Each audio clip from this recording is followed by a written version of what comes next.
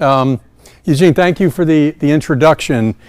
You listen to swing coaches and hitting coaches, and I've had the privilege of listening to a lot of great hitting coaches over the last few years, spending time with Jay Johnson before he went to LSU and just listening to his hitting model.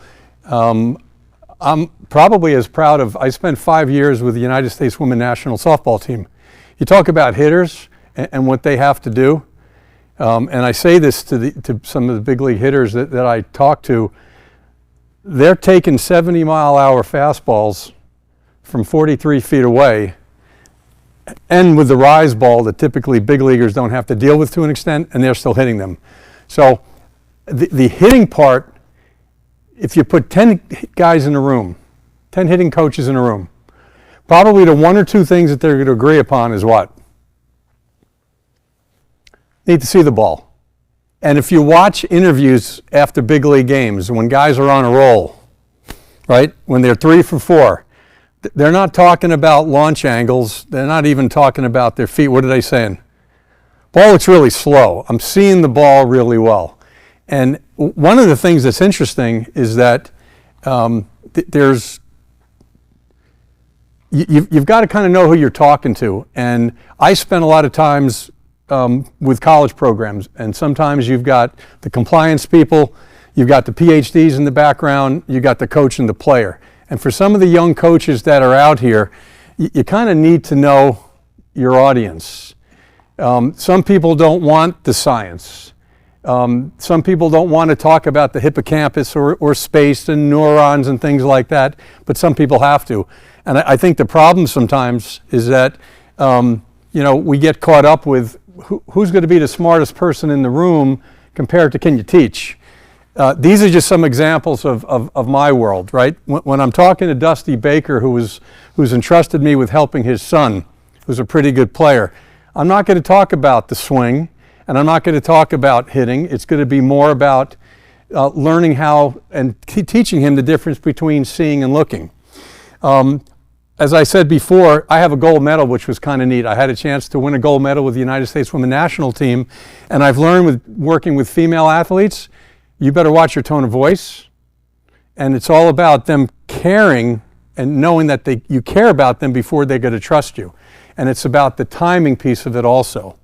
Top left, that was the first time that Jay Johnson and I spent time in Arizona, some of the best hitters in the country, and they're fully engaged, but they only wanted to talk about one thing, right? Can some of the vision stuff that you're talking about actually help me in competitive games when the winning run is at second base? Guy in the middle, I love talking to the performance science and the data people. I think they're great, and I have to go and put my law degree on and start talking hyper-technical and getting them to understand that at some point, as Bobby mentioned, the data is good, but at some point you've got to be able to transfer it to someone also. Keep going, Mick. Yeah, you can move, right? So this is kind of my world now, and I'll talk about, and Eugene mentioned mental and vision. Like, what exactly do you do, Tony? Yeah, many years ago, I went to law school and I learned about information and data and how to cross-examine people. And I learned very quickly about reality and what's real and what's not. And I started realizing that we've got a lot of players right now, especially at the amateur level. They got great swings, but they can't hit. And the reason why you have a lot of guys in the minor leagues, their swings are really good. The biomechanists have said thumbs up, right? The mental skills, sometimes the mental skills coaches maybe have put too much stuff in the back of the head, but they're not getting to the big leagues because these are the problems. And whether you're a scout or a coach, in my opinion, the industry needs better fixes for these. Telling someone to see the ball better, right? Watch the ball out of the hand. It's all about the ball. Try to read spin. Those are all things that at the highest level, in my opinion, don't actually work. I spend a lot of time with pitchers now too. Why would someone with my background work with pitchers? Here's newsflash. Pitchers who have command and control problems, it's probably because they have what's called rigid attention syndrome. They actually think that staring at a glove has something to do with repeating a delivery. So at some point, you want to start getting pitchers to throw more strikes, right? Change their visual skills. Get them to understand that, and I'll talk about the runway, right? The one thing, I talked to Jay Johnson a few days ago. I said, Jay, any advice? He goes, Tony, just talk about the runway. He said, because that resonated so well, and it made so much sense that whether you're a pitcher or if you're a hitter, learning that the space between you and home plate is magical. And I wish I had the footage to show. Somebody will have to go back to it. Corey Seager and Mariano Rivera. Why would I have both those guys up on the first slide? Go back and watch Corey Seager's home runs in the last World Series, and you'll see him going up there to hit, and watch his eyes right before each time he unloaded on a ball. Go back and watch Mariano Rivera when he dominated baseball and what he would do before he would throw a pitch. Look at my eyes, because I'm going to talk to you tonight about what are the visual search strategies of the rich and famous. What do the best hitters do? What do the best hitters do that allow them to see the ball sooner, longer, and clearer? And here's the tough part about this part of the business. It's invisible. We know what a good swing looks like, but we don't know what Bonds and Pujols and some of the best players do with what? With their eyes. So this is really a journey about combining both. Eugene mentioned before, I've been teaching sports psychology for the longest time, and I got bored with it actually. Maybe 15 years ago, right, the godfather of sports psychology, Ken Revisa. I spent a lot of time with him. Bobby mentioned George Horton. I'll tell you, Dave Snow and Augie Garrido and Billy Guyvette. These were guys that would bring me out to Long Beach State, and we'd talk about alpha waves, and Ken Revisa was there. And Ken and I developed a friendship. And we would have these conversations all the time about, Ken, you know what? I don't know if there's a difference between vision and mental. Because if the eyes are attached to the brain, and if we believe that the eyes are part of the soul, why don't we integrate them? And instead of talking to hitters, because hitters have to live and play in the visual world. That's their world. So instead of talking about the back of the head with traditional mental skills, why don't we see if we can fix this part of it? And we would go back and forth on what comes first, the chicken or the egg, right? Can you possibly affect mood and mindset by the way in which you change how you look at the world? Can you affect your mood and your mindset simply by the way that you're looking or seeing? And I believed, and it took me a while to figure out, that I think you can do both. And this term visual psychology. Someone asked me about, Tony, where did that come from? Well, I made it up. It was really cool. And if you Google it now, all the articles in Baseball America and in my book show up that visual psychology is admitting, and I think from a training standpoint is so much easier, that instead of the mental skill guys and the vision guys battling out, why don't we integrate, right? Why don't we shut down the silos, right? Let's collaborate and make it a little bit easier. So most of my job is making the hitting coaches better, but I had to learn vision too, because vision was a big piece of it. Dr. Dan Labby, Dr. Kirshner, Harvard and UCLA. I really wanted to learn, and I begged them, I want to write an article with them. And this was 10 years ago that we wrote an article, Scope and Rope, a visual profile of Major League hitters. And the first probably 10 pages was all about traditional vision. But if you notice on the pyramid, after Dr. Labby and Dr. Kirshner, brilliant eye doctors, it all came back up to here, right? Visual mechanics. And I took over in the article. Those of you that are interested in it, I wrote it in Baseball America a while ago, but it really got back to, we can test, right? Prescription eyesight is extremely important. LASIK surgery is very good. But I'm here to tell you that vision has nothing to do with the eye chart or just simply you reading. Vision is your ability to process information as quickly as possible in stressful at-bats. So this was interesting. At some point, I met this guy on the left. Dr. Femi actually passed away. And why would I have Manny Ramirez and Edgar Martinez on the same screen? Well, Dr. Femi was a man out of Princeton that talked about open focus. He thought that open focus was a great way to reduce anxiety and stress with children and adults. He thought that if you can get people to realize that if you spent more time being curious and aware of the space between objects, you can reduce anxiety. And all of his work in electroencephalographs, he showed that brainwave frequencies would come down if you got people enamored with space, right? As compared to this constant over-focusing or rigidity. So Dr. Femi, this open focus, which is really a way of having a different way of paying attention. I meet Manny Ramirez in spring training 15 years ago.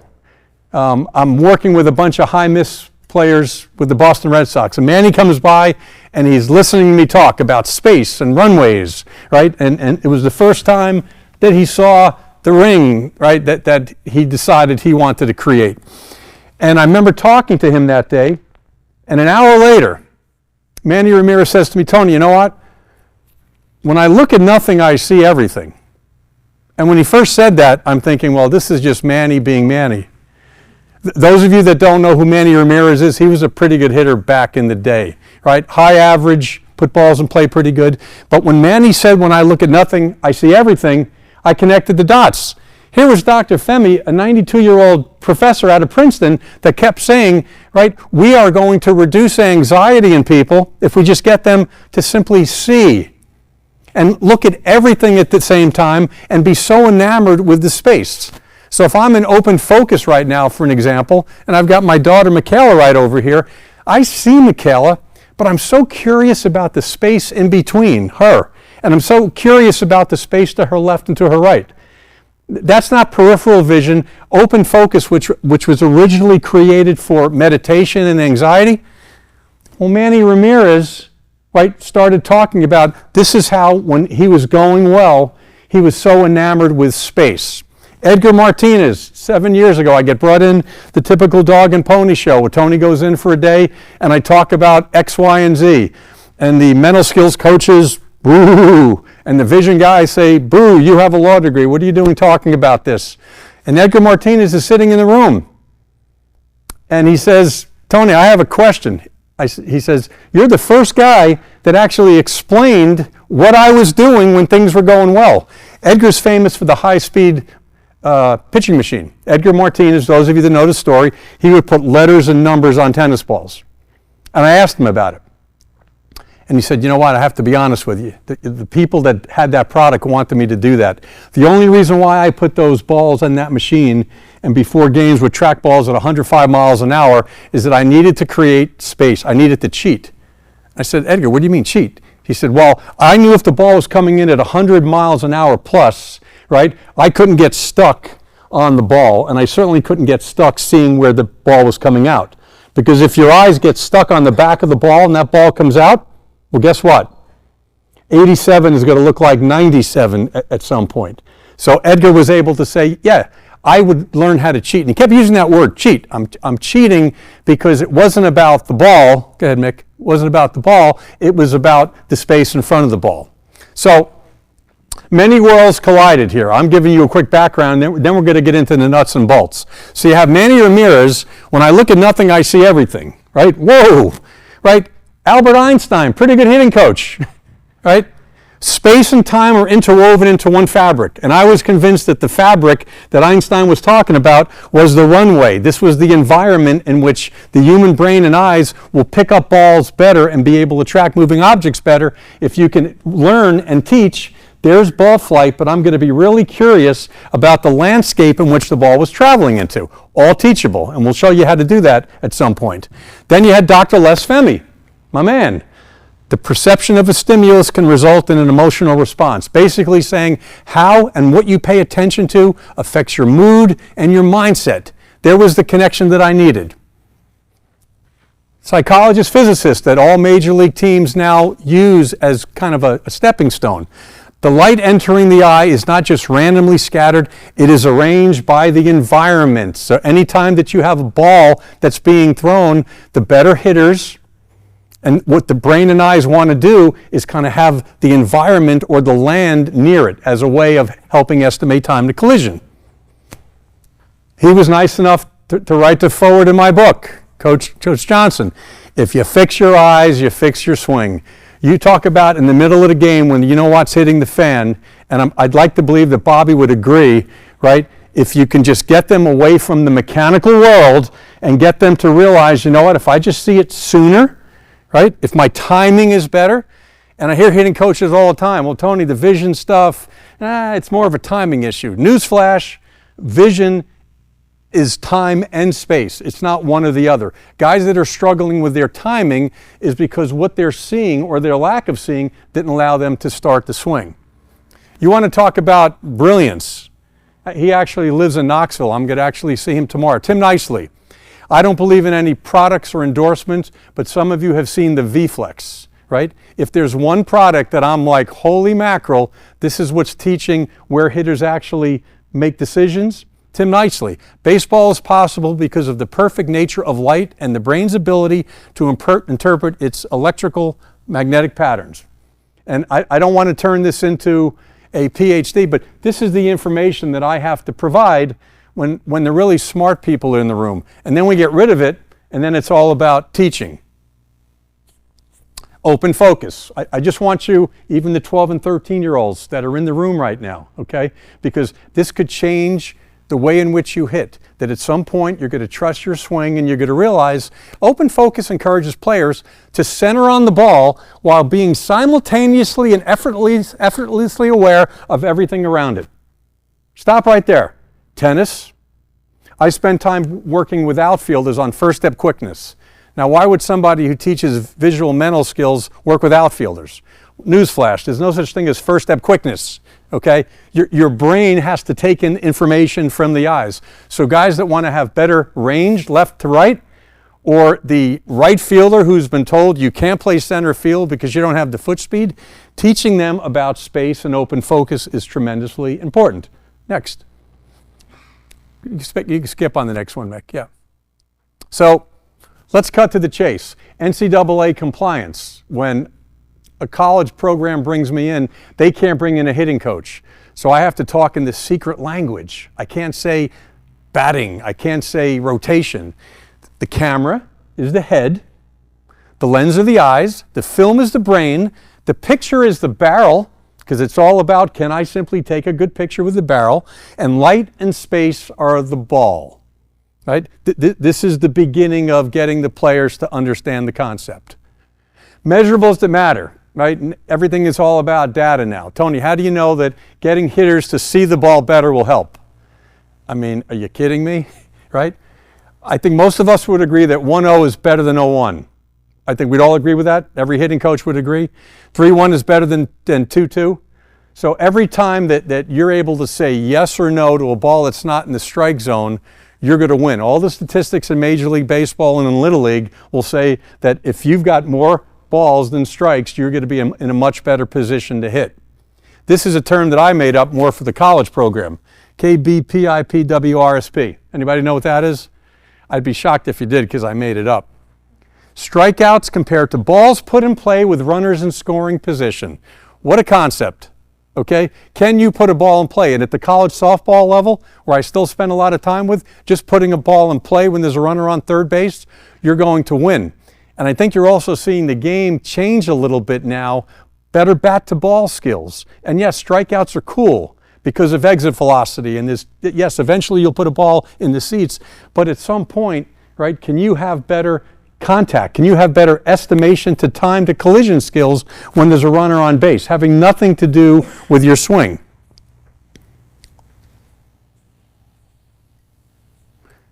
I mentioned before about Manny. Manny would come to New York in the off season and he would constantly be asking me, Tony, I need some more drills. Give me some more cues, right?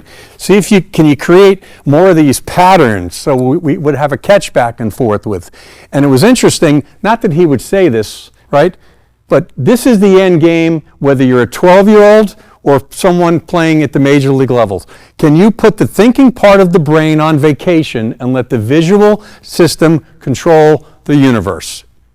Not an easy thing to do, but at least it's a starting point. Eugene mentioned this before, and I apologize for the picture of cow poop, right? But it was important. They teach you this the first year in law school. right? They come in and say, look, facts and studies and reports. Be careful where you step.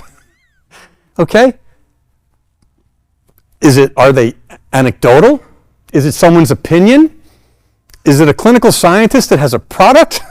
Where exactly is the information coming from? How current is it? How relevant is it? Who's the authority? How accurate is it? And what is the purpose of it? There's too much agenda now in science. And so many, I don't want to say organizations, but just in general. You talk about fake news. CNN, Fox News, who listens to what? We don't know what's real anymore. I actually feel bad for parents and coaches in this generation that just don't know where reality stands and what's good information or not. But you as a coach, you as a parent, right? Guys that are running organizations, stop just simply, well, one study shows this. Well, one study shows this, and I'll show you 5 studies that say that's not accurate. So the difference, obviously, yeah, that's a story, that's a report. Clinical study, yeah, you want to start getting really good peer review means you've got some objectivity. You've got people that have looked at this thing and said, I have no agenda here. I have no purpose of it. This is really, really good. What, Gene? Well, and even there's different degrees of it also. But too many times we just simply, well, there's a study that said X, Y, or Z. Keeping it real. And this gets back to the rule of transfer and a concept called contextual inference. I like hanging out with the neuroscience guys.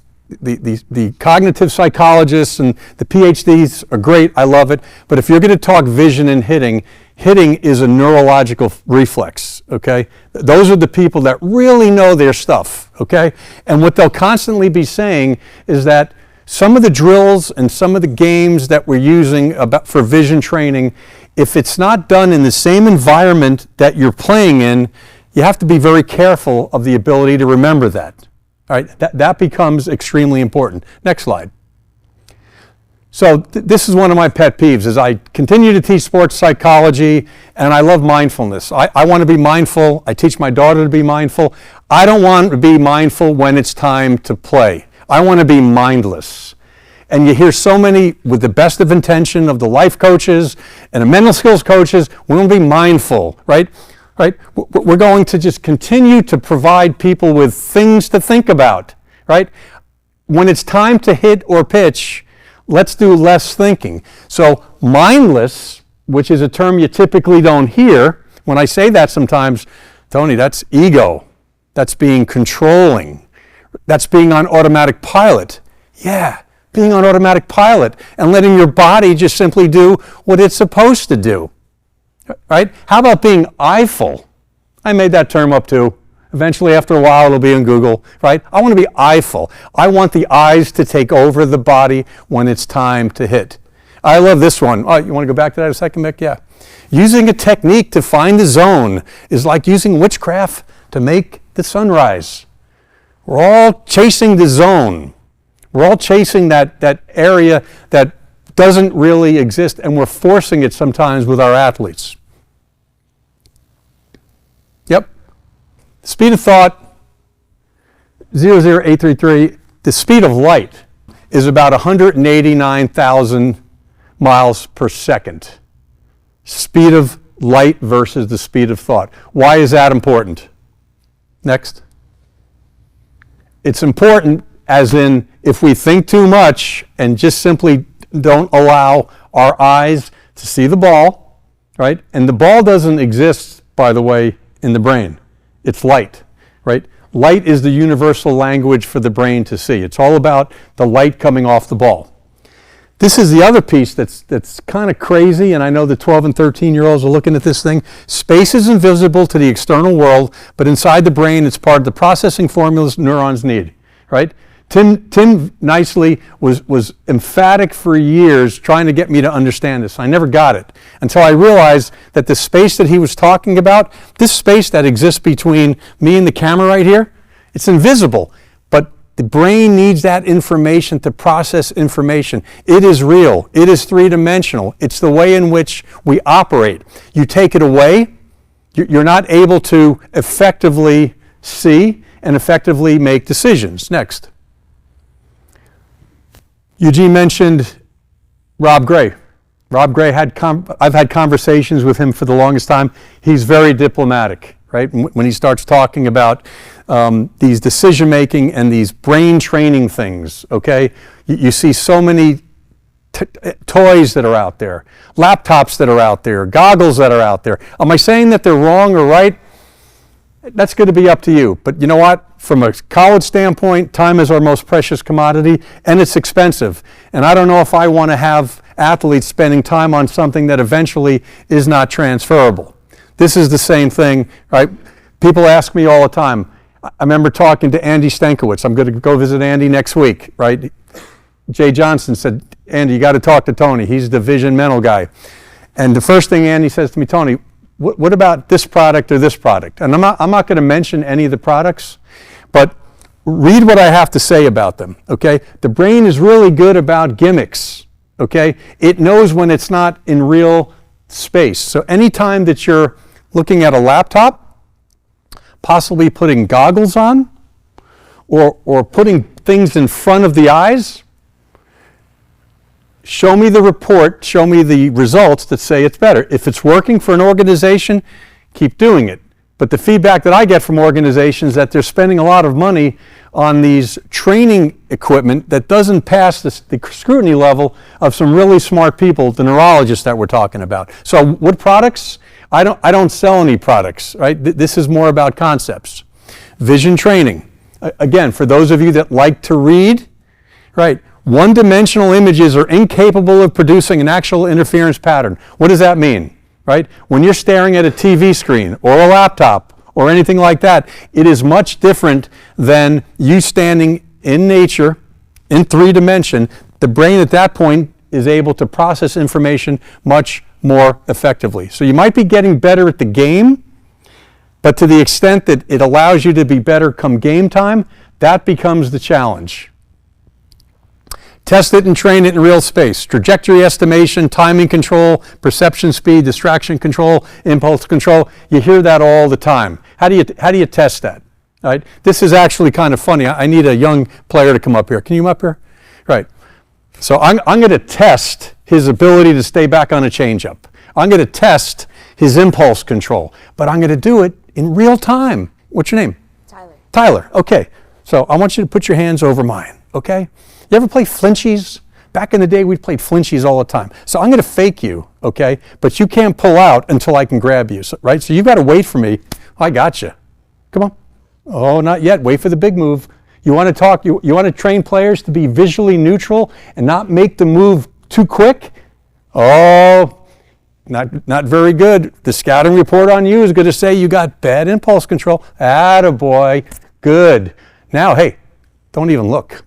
Look up over here. Okay, you'll see me. I'm going to teach you that you can see without looking. You know exactly what's going on down there. Come on. Come on. Come on. One more time. Come on. You dead on me or what? Ah, very good. Your hands looser? A little bit? Good. Gotcha. Have a seat. We're going to play dragonflies. I remember the first time doing this with big leaguers. They're like, Tony, you're actually going to stand here and we're going to play dragonflies. I go, yeah, stand right over here. Put your hands up. Okay? Get into your hitting position. You want to hinge. You want to do all those great things. No, but give me your hands. I'm going to toss you balls. Right? Do not look at them. You're going to look straight at me the whole time. So put your hands up. Right? You ready? Catch it. Catch it. Catch it. Catch it. Catch it. Excellent. Catch it. If anybody's noticing, where's he looking? Right at me. He sees all, right? When it's not what? Head going back. When you're working with young hitters, not that I'm a hitting guy, NCAA compliance says no. The head has nothing to do with seeing. And this is a great drill for you to do that. Here's the last one we're going to do with you, Tyler. Right? Yeah, give me my balls back. Okay, you ready? Right? Look straight at me. Come on. Come on. Oh, you got to be, come on, right?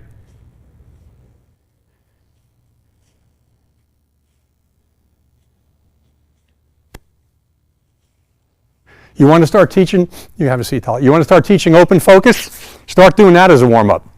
I remember showing that for Manny the first time. He goes, Tony, that's really good. And then you saw Manny starting to go up and down and move. And you still saw him being able to mirror me. He was so good at it that somebody watching would say, who's leading? Didn't even know. He was so good at moving that. Again, why am I talking about that? The difference between learning how to see and looking. And I'm telling you, at the major league level, the guys that get in trouble half the time, right, they're doing what? They're getting enamored with the ball. They're not realizing that I need to see the pitcher's movement, but spend more time looking at the strike zone. Next. Best environment to test and train chase rates, time to collision. You notice this is a picture of being outside. Next one. Time to teach. I probably don't have a formal time with the players tomorrow. This is just good information for all the coaches and teachers here. This was given to me about 10 years ago. The 3 I's in power teaching, right? Intellectualize. Sample the entire menu. Don't just order the chicken parm every single time. Integrate. Does it make sense to what I already know, and will it add to my teaching skills? The PET rule. Can I effectively present, explain, and teach it to the most stubborn player on the team? Then you have credibility, and then you have the concept so you can share it with other people. Information is powerless unless you can transfer it. And I know Eugene and Bobby talked about that significantly, about the data, right? And making sure that you understand that. Next up. So this kind of gets interesting now. The first thing that I do when I go visit a team, or a major league hitter wants to talk to me, and I'll say, look, right, I need to figure out, what are you doing? And you'd be surprised how many hitters can't even answer this question. And I'll say to them in the tunnel, tell me what you're doing from the minute in which the pitcher brings up his foot to ball release. I want to know, what is your VSS? Because we don't know what the best players in the game do. We don't know what their strategy is, right? And they'll say, well, I don't know. Kind of looking at the window. Back in the day, it was about soft focus and fine focus. People ask me all the time, Tony, is that what you teach? No. Great hitters stay in one mode. They stay open. They don't go soft. They don't go fine. They're not enamored with a window. They're not staring at a release point. They're not staring at the bill of the cat. Not the great ones anyway, in my opinion. So this gets back to trying to figure out what they're doing. Just some examples, right? The wanderer is someone that's just simply all over the place. It's like Dippin' Dots, right? He or she has really no plan at all in trying to time the release point. The backsider is the young minor league hitter that's been told it's all about watching the ball out of the hand. And I'm telling you, once you're past Little League, stop telling guys to watch the ball out of the hand. Because when this ball comes out and you're 1,000th of a second late and you're caught on the back of the ball, you are in trouble. You better hope it's a fastball that's not moving, because 87 is going to look like 96, and you won't be able to predict what? Good hitters have to predict where the ball is going. Will we all agree? It's all about anticipating. So ball out of the hand sometimes is in trouble. The headbanger. Right, the headbanger is a young hitter that actually thinks the closer I get my head to contact point, I'm going to hit better. At the higher level, you typically don't see that, right? The blinker. I love watching blink rates when a coach, and it's kind of interesting, I have my secret major league hitting coaches that send me information. Tony, we'll get in trouble if an organization finds out that we're using you, but can you help us? Which on so many different levels is very sad. And I'll ask them, I said, look, I don't need the swing, just get me the head, right? Get me the camera and the lens, and you'll be surprised how many times when hitters are struggling, they're not even aware of it, right? What do excessive blink rates do? What is that typically a sign of? Coach, what do you got? Stress, anxiety, right? So one of the drills, one of the cues that I'll bring up is, hey, let's simply count the blinks. Let's get you back to the point where you're just simply naturally blinking on your own, not being so enamored back and forth, right? Early Snapchats. That's not Snapchat as an Instagram and whatnot. Those are the players that are taking a picture too quick of the picture. They're the ones that, in their mind's eye, right, are making decisions way too early. This is way before we introduce them to the runway. Next up, right? So then, yeah, you kind of break it up, okay? You got really 3 parts of the visual system, right? Ready, set, go. Ready is, okay, the seeing part, that's part of the delivery, right? At some point, we have to set our eyes, not on the ball, but we're going to teach young hitters not how to tunnel, because all the pitching coaches keep talking about tunneling.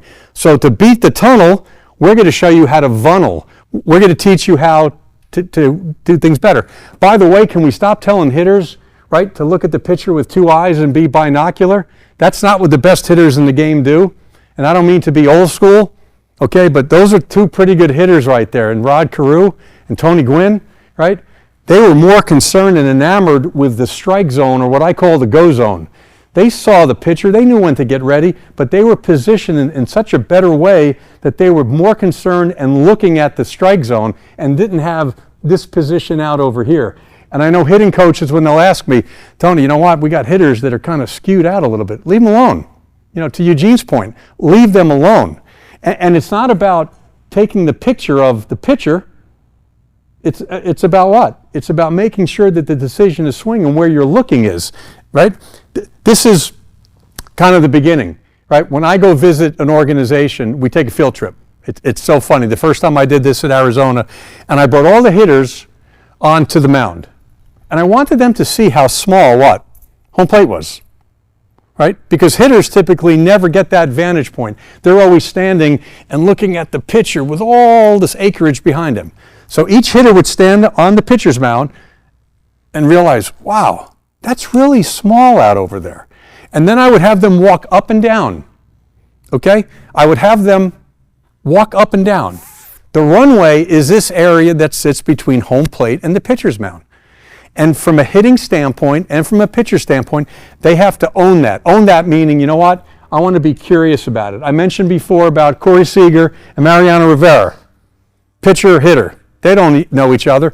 Go back and watch some really good hitters. What you're not typically going to see is that they get in the hit and they're going right toward the pitcher. They're reminding themselves, probably subconsciously, you know what? I need to make sure that this environment, okay, the fabric that Albert Einstein talks about is part of my decision making. Because as a ball comes out, and if it has kind of a background as it relates to where the ball is, they're going to be better hitters. The go zone is an area that, depending on where you play, the go zone is that area where you have to make a decision. Okay, it's the judgment line. And that's where the V-flex comes in play. The V-flex is typically put 10 or 15 feet in front of home plate. I won't use the V-flex sometimes. I'll just simply, every time that we hit, right, we'll put a marker out over there, and we're realizing, okay, that's when I've got to make a decision to hit, okay? That the better hitters spend more time doing what?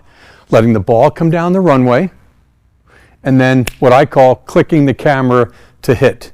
So there it comes. And this gets back to the tunnels. I'm so tired, not tired, but you hear the pitching coaches all the time. We got to tunnel everything. We got to make sure everything looks the same. Great, okay? And we got hitters that are still getting blown up because they're trying to get inside the tunnel. My point is, don't get in there as the ball comes out. Next slide, Mick. Okay? This is it. This is the Holy Grail. This is what great players do on defense. This is what you do naturally when a ball gets thrown to you. Right? Let me explain. This is the ball. This is your field of vision. Ball comes out. Oh boy, I got stuck on the back of the ball. You're in trouble. Maybe at the 10U softball level you'll survive, but as the ball gets faster, you're in trouble. There's two pictures in the picture. There's the beautiful princess with her pug nose and eyebrows from a profile, and then there's the ugly hag. And I'll just give you a little hint. The ugly hag, there's her nose and there's her eyes. Who sees both of them? Oh, we have 2 winners. We got 3 winners so far, right? Great. See? Got it? Does anyone see the princess? Does anyone see the hag? For those of you that are struggling, I want you to just close your eyes and blink, okay? It's almost like you're asking your eyes to kind of reset. Just kind of boot it up a little bit and then look back to it. Any better? We'll go back to it at some point. So this is interesting also, and this gets back to what you're doing in the tunnels. Pretty good hitter in Barry Bonds, and all the photos of Barry Bonds off the tee, center toss, you always see him. Where's he looking right now?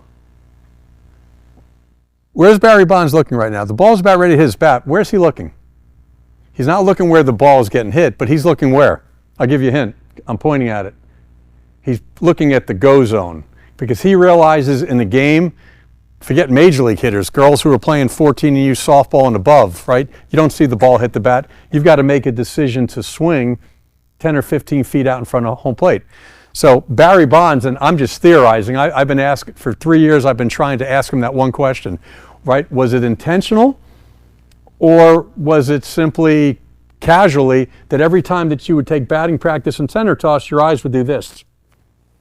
Where most hitters, when they're taking center toss or BP, what are they doing? They're watching the ball hit the bat. Or how about when you're working on a tee?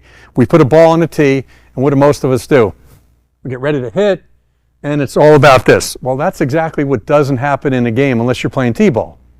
So some of you will be better hitters, some of the players that are here, right? Work short and look long, right? Center toss is great, but you should take a marker, maybe 35, 40 feet past the L screen and be looking out over there. So you're seeing where the ball's coming from, making your first move, and then hitting, instead of staring at the L screen or staring at a tee. Ball anxiety, you hear that a lot with hitting coaches. Tony, how do you fix guys that just are anxious all the time, right? They can't stay neutral. They're clicking that camera way too early. How do you do that? You teach them the difference between seeing and looking. The camera is going to go off, okay? This camera that we're talking about in our eyes is going to go off if you're in look mode. It's like, there it is. But if you can understand the difference, and I want you guys to try, people sitting in the audience, just see me. But if you're just seeing me, you should see all the movement around me. You should see the space between you and I. You should also be aware of the person next to you. And if you're really in open focus, you'll hear the heater going on. And you'll hear movement going on. But you're seeing me, right? You're seeing me. Tyler, do me a favor. Come on up here again. Just stand over there. If you're still seeing me, Tyler's going to put the bunt signal on and the base running on at the same time. Okay, just move. Just keep moving. Don't look at him. Just make all kinds of funny moves. There you go. Stay with me. Just see me. The analogy I use with hitters, sunsets, mountains, or oceans. If I was a sunset, mountain, ocean, how would you look at me? There'd be no judgment. Okay, you'd be free, right? You would be sweeping and scanning me. There would not be any rigid looking. Keep seeing me. Now I'm going to say switch, and then I want you to burn a hole right over here. Ready and look. Hard. Real hard. Now get off it. Great. Now go back and just simply see me. The better hitters will see for as long as possible, and then once the ball gets there, they do what? Very good. They will look. Okay? That's when their attention level goes to another level. Excellent, Tyler. You're doing great. You can have a seat. Okay? Not about the ball. Coaches, stop telling guys to look at spin. I know Rapsodo is giving us spin rates and whatnot, but for the most part, you don't have the time to be able to see all of that. Think you want to go up? Yep.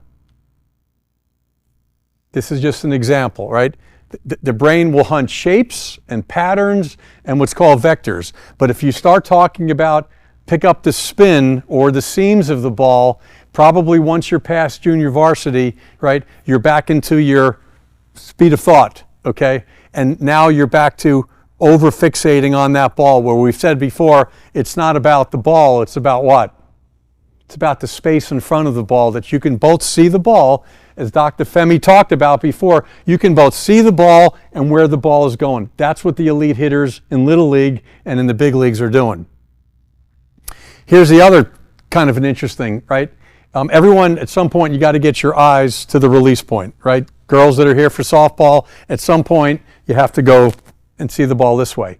Freedom of choice. This is America. You can get to that direction any way you want, okay? Stop staring at the hip. And for some hitters that are struggling, unless you've won 3 batting titles, stop looking at the chest or the bill of the cap, all things that I was taught back in the 80s and 90s that didn't make any sense, but no one knew any better, okay? Look at the different ways in which you can get to a release point. And some of the hitters that are out there that struggle, the lefty hitter against the lefty pitcher, I'm here to tell you that some of those routes to the release point might be an answer to you seeing the ball a little bit better, especially on the ball, the cross angle ball that's coming across. How do you teach that? You start throwing batting practice and you ask the player, you know what? Take your eyes, come in from the back. Take your eyes, come in from the side. Give them almost 360 different ways to get to that release point. And there's no right or wrong way. They'll say, you know what, Tony? I really see the ball so much better when I come in from the back, or I need to get here, but I'm going to kind of float in and have good rhythm from this side. That's what, at a very early age, you should start talking to your hitters about. Yep. This is just, you know, I'm always amazed when players are in the weight room or doing different things. Can you work on your visual skills, right, between at bats or whatnot? We have a lot of these in some of the spring training sites. I know when I go to college programs, we'll put it up in the weight room, and it's basically showing them, right, your eyes work two ways, right? There's what's called smooth pursuits, or they'll jump. It's the only way in which the human eyes will move. It's a smooth pursuit, kind of back and forth, or it's this jumping action. And what we're trying to get the athletes to do on this is just simply, you know what, how quick and smooth can I go back and forth, identify letters and numbers, and if you notice the V there, what do you think the V is trying to signify? The strike zone again, because at some point, it's all about that yes or no decision that we talked about. Next up, Mick. What does an IT person do when a computer is stuck? What do they tell you to do? Austin, what did I tell you to do? Turn it off, turn it on, right? Go watch Major League hitters, or the really good ones, or snipers, or NHL goaltenders. Doesn't really matter. Elite eyes are elite eyes, right? Squeeze to please. You'll see Major League hitters, or even colleges, they'll step out, and I'm back into C mode, right? Can anybody here breathe through their eyes? Probably not. Coach, can you breathe through your eyes? Yeah, you can, right? All I want you to do is inhale through your left, exhale through your right. Try it. Great. The fact that you tried it, that in and of itself got you out of all the other crap that might be going on in your head at that point, and it got you to realize that, hey, you know what? As Jay Johnson said, I fix my eyes, I can fix my swing. Paint the runway. Anybody remember where the runway is? Right there, okay? You'll see really good hitters, right, as part of their routine. Okay, you know what? Man, I'm going to stay connected again. Man, if I get out too far over here, let me just paint the runway. Some hitters will scatter them. Some hitters will just like, look, I mentioned Corey Seager before. Let me just kind of remind myself, if it's there, I go. And then all of a sudden, I'm just going to kind of walk right up the runway and get back into seeing. Shrek, far, far away. Manny Ramirez, that's what Manny would do when he would at times be stuck. He would step out. Those of you that have been to Fenway Park, he'd look at the Coca-Cola bottle that was out there, and he'd look really far, far away, and he'd come back in again. Because when we stretch our eyes, it's a great way of saying stop being over or hyper fixated on the pitcher. It was his way of just simply resetting. Count your blinks. 1, 2, 3. If the blinks are slower, we mentioned before, right? A little bit too much of this might be the reason why the anxiety level is going up. Bug outs. Dustin Pedroia, who played with the Red Sox when Manny was there. Dustin Pedroia would step out, and you see him do what? Big, and I don't want to be like that, and out. The reason why I have my two friends here, I don't know if the camera can see them, right? This is Lady Di, right? This is deer in the headlights, right? This is not a good look. I see the girls over here laughing because a grown man is holding onto this doll. I bring her everywhere, okay? Because these are the eyes of hitters that are going to struggle. But you'd be surprised how many hitters struggle that as soon as the ball comes out, right? A normal reaction for the human body is to do what? Oh my God, flight or fright. We're going to take off. The better hitters have learned that as soon as ball flight comes out, oh, I'm just going to look at that ball coming out like it's sunsets, mountains, or oceans. Then we have the hitters. Angry eyes. This is not the NFL. This is not war, okay? Being angry, not only on the back of the brain, but the eyes. If you're an angry hitter and those eyes start doing this, is this a great way that you'd be watching a beautiful sunset, mountain, or ocean? Probably not.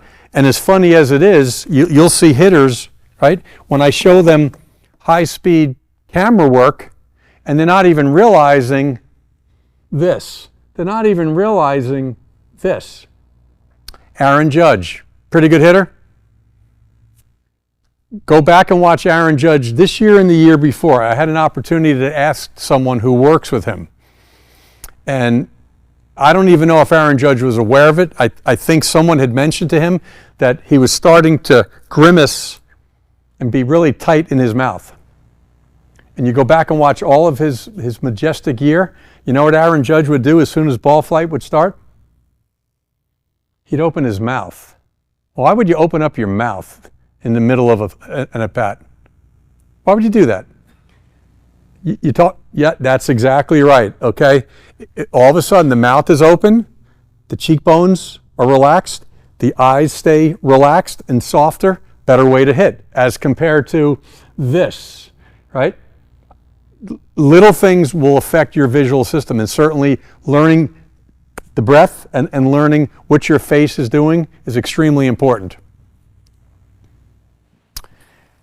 How long can the eyes and body stay neutral? Boy, if I can figure this out or give one cue to it, it's the reason why guys never get to the big leagues. It's the reason why guys struggle all the time. They can't hit a changeup, right? They make decisions a little bit too early on breaking balls or whatnot, okay? But the one, and I call them coolants, right? Hot circuits are the anxious hitter, right? How you can cool your eyes down and your brain down while all this is going on, learning the difference between seeing and looking. And I really hope those of you that are paying attention, whether you're 10 or on your way to the big leagues, know the difference between seeing and looking. Spend time during the day in simple open focus, where you're so enamored with space. You're going to feel better, and once you start seeing movement, all of a sudden now, you're going to be really comfortable being able to track and anticipate better space. And I can't emphasize enough, the girls that are sitting out here, right? When you're hitting and the pitching's going to get faster, okay? Make friends with the runway. Your eyes are so going to thank you for you staying connected to the ground, the environment, as the smart people say, by you coming in and saying, you know what, this feels really comfortable. And if you get really good at it, and we'll probably do this maybe tomorrow, we'll put balls at 100 miles an hour. And I'll ask the hitters, you know what, I just want you to be a little curious and actually see the ball and the ground at the same time. A slight little variation. Because those of you that are struggling with fastballs up in the strike zone, you might like this, because now all of a sudden you're going to be a little bit more grounded with the ground and the ball. And now some of you are saying, this is really difficult stuff, Tony. Is this for big leaguers? We teach this to 5 and 7-year-olds. We were born in open focus. The problem in our society now, we are slammed, crammed, and jammed with the phone and the laptop and everything, okay? We have so screwed up our eyes, it's crazy. In the United States, right, we lead the world in nearsightedness and farsightedness. Why do you think that is? You're looking at it right there. So what we're trying to do with hitters is to get them to open up again. Open focus is all about having good space again. And I know we're not going to take your phones away. We know that's part of your world right now, but know the difference between looking and seeing. Next up, Mick. Yep. This is something that Major League hitting coaches put together for me, right? Words matter. Define your approach or just see. You notice all the time people will say, man, I can't believe that hitter just took that ball right down the middle of the plate. Right? We all watch games and it's like, wait a minute, right? Well, they were hunting a different pitch. They were seeing a different pitch. At some point, it's a little blurry, but at some point, if anybody wants a copy of that, I'm trying to tell hitters and even the hitting coaches will use it as a resource. Hey, you know what? We can still have a strategy. We can still be looking in. We can still be looking for breaking balls, but let's not get too far away from learning how to see, because you still need to see the ball better in order to take and have one of those different approaches. Can we get rid of home plate if we're going to teach hitting? We did that in San Diego a while ago, and I said, what's the home plate for? The home plate doesn't exist in the brain, okay? And the home plate, the strike zone, is where? We just mentioned before, you've got to make a decision to swing out over here. You want to get hitters really good at understanding yes or no? Get rid of that plastic thing. The only reason why that's there is if you touch it, you get a strike, you get a run. And it's there for the umpire. Right? But it's going to teach you where the real strike zone is and not be so enamored with getting the ball to get so deep up on you. Rule of 3, Tim Nicely talks about this all the time, and the effect of dopamine. Stop throwing balls right down the middle of the plate more than 3 times in a row. I know dads and coaches that are here want your hitters to feel good, but the problem is the brain hates repetition. Out of the strike zone, out of the strike zone, there it is, dopamine spike, great, I'm going to do it again. Get out of the strike zone, get out of the strike zone. I know it pisses people off. When I work with some of the professional players, Tony, I mean, you're really pissing me off. Great, because in a game, great hitters spend more time doing what? Taking pitches than swinging at pitches. But if you're spending your whole time training and it's always the same thing over and over again, you're going to struggle once the pitching gets faster. Some other ones that I think make sense. Mentioned before that if you're going to use the tee, right, don't do like 90% of young players do, or even older players, ball on a tee, head down, right? You've got to respect the game and realize at some point that ball's coming out in that direction. I know one of the things when I worked with the Mets many years ago, I put hula hoops on the back of every tunnel. If you go to some of our locations around the country, you'll always see the triangle, left, center, and right field. Besides a great way of actually hitting a target, it's the hitters who are coming in for short work to realize, okay, the game eventually is going to be out over here. So even if their buddy or their instructor is throwing center toss, they're looking past the L screen, so it's see, look, and hit. Right? Now you're getting your eyes ready for the game itself. One of the reasons why first at bats at the professional level aren't very good. A lot of reasons for it. All the data's in there. I'm convinced a lot of the short work and 35 feet away and the eyes not getting used to getting stretched out to 60 feet 6 inches, that's the problem. But if every time that you're hitting, right, you're looking out and seeing and then bringing your eyes in, that's a much better way and a much more effective way to hit. I'm going to wrap it up with one simple concept. And I'll ask some of the girls that are here, okay? What do you do in a library? What are the 2 things that you do in a library and the best hitters in the game that I've had a chance to talk to do? What are the 2 things that you have to do in a library? Time out. What was it? You read. But before you read, right, because the librarian's around, what do you have to do? Be quiet, my girl. Okay, so I used to call Manny the librarian. He loved that term. Tony, I like when you call me the librarian, okay? Because Manny realized, right, I need to be quiet. I need to be quiet so I can effectively read. The brain is really good at doing one thing really good, the law of primary thought. And if it's just simply seeing the ball and some of the things that we talked about, you're going to be quiet. So as a hitter, right, always make sure that you get to the library first. The better hitters have that it's not even a pause, but internally it's, I've got to be quiet to read. And sometimes they have to sit in the library a little bit longer if it's a changeup, but it's a great cue for so many young hitters. I actually use that with some of the best college programs in the country. Hey, don't rush through the library. Don't be running to the cafeteria. Stay in the library a little bit longer. I'm going to finish up by saying the following. Mental skills, visual performance, put them together. Okay? They're the same, right? Players love, in my opinion, players love talking about the front of the brain. And yes, you can talk about affirmations and visualization and goal setting, and you can be mindful off the field, but come game time, be mindless, right? And realize that vision and mental are the same thing. And I'll say this one last time. Don't underestimate space, right? I know some of you are saying space is kind of invisible. Of course it is. But when you simply ask the brain to be aware of the space, it has a tremendously calming effect on the brain. Think about how good you feel when you're outside. Think about how good you feel when you're looking at sunsets and mountains and oceans. That's simply all that space that the brain is taking in and saying, thank you, dear God.